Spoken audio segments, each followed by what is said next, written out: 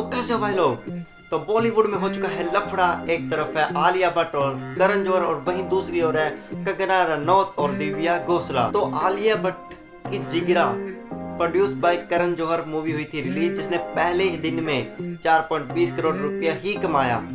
तो भाई कंगना रनौत जो कि बॉलीवुड की नागिन है, जो सबके मुंह पर सच बोलती है, वो कहाँ चुप रहने वाली थी। उन्होंने इनडायरेक्ट एक स्टोरी लगाते हुए कुछ ये पोस्ट किया। When you destroy woman-centric films and make sure that they do not work. Even when you make them read that again, thanks. और वहीं दूसरी ओर दिव्या घोषाल, जिसका करियर दूसरे घोंसलों पर टिका है, वो सिर्फ टी सीरीज की वाइफ है, टी सीरीज के मालिक की वाइफ है, इसलिए उसका करियर चल रहा है। वो स्टोरी लगाते हुए कुछ ये बोली, Want to city mall PVR for Jigra show, theatre was totally empty, all theater going empty everywhere। Alia Bhatt में सच में बहुत जिगरा है, खुद की टिकट्स खरीद और फेक कलेक्शन अनाउंस कर दिया।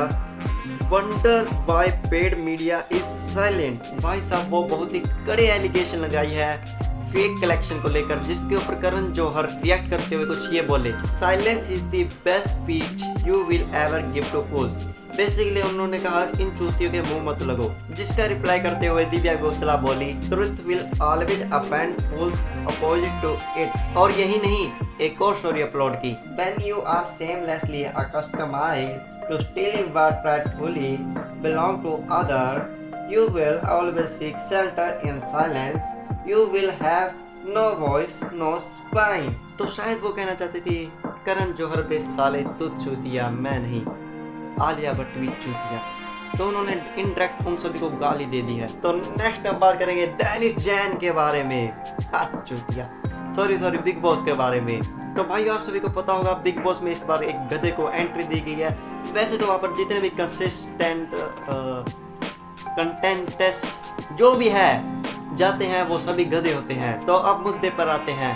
पीटा जो कि एनिमल प्रोटेक्शन ऑर्गेनाइजेशन है, उन्होंने एक लेटर लिखा बिग बॉस और सलमान खान को कि प्लीज डोंकी को हटा दो उस शो से और उसे ऑब्जेक्ट ऑफ एंटरटेनमेंट शो करना बंद कर। और गेस व्हाट, सलमान खान वहां पर डर गए क्योंकि हिरन का मामला ऑलरेडी उस पर चला था। अब गधे का मामला चलता तो उसकी खैर नहीं थी, इसके कारण उन्होंने गधे को शो से निकाल दिया। तो नेक्स्ट हम बात करेंगे समय रैना के बारे में। समय रैना का एक शो है, आप सभी को पता होगा, इंडिया गोट टैलेंट शो, जिसके बोनस एपिसोड रिलीज होते हैं जो सिर्फ उसके चैनल के मेंबर्स ही देख सकते हैं। और इस मेंबरशिप को पाने के लिए आपको सिर्फ 60 रुपये पे करने होते हैं। किसी बंदे ने समय रैना की इनकम शो करने के लिए एक स्क्रीनशॉट पोस्ट किया जहां पर उनकी वीडियो में 30 के लाइक थे। उसने कहा यदि मेंबरशिप वाली वीडियो पे 30 के लाइक है, इसका मतलब 1 लाख मेंबरशिप तो होगी। तो 60 × 100 के करके उन्होंने एक मंथली इनकम बताई 60 लाख पर मंथ। तो एक बंदे ने उसी पोस्ट के नीचे रिप्लाई करते हुए कहा,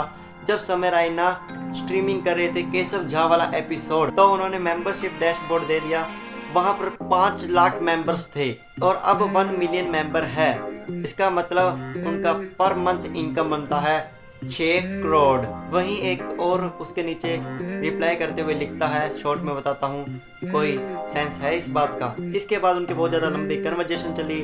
वेल आपका क्या मानना है, कितने मेंबर्स होंगे समय रैना के पास, और उनसे मल्टीप्लाई करके कमेंट में बताइए उनकी क्या इनकम होगी। नेक्स्ट अपडेट है 2 प्रिजनर के बारे में जो हरिद्वार की जेल में से भाग निकले।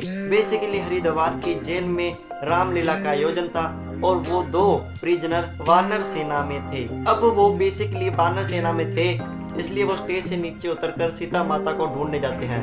सभी पुलिस कर्मचारी उस रामलीला को देखने में व्यस्त थे। इसी मौके का फायदा उठाकर वो वहां से सीढ़ी के जरिए उस जेल की दीवार को टाप कर निकल जाते हैं। Thanks for watching, please subscribe और घंटा बटन दबाना मत भूलिए।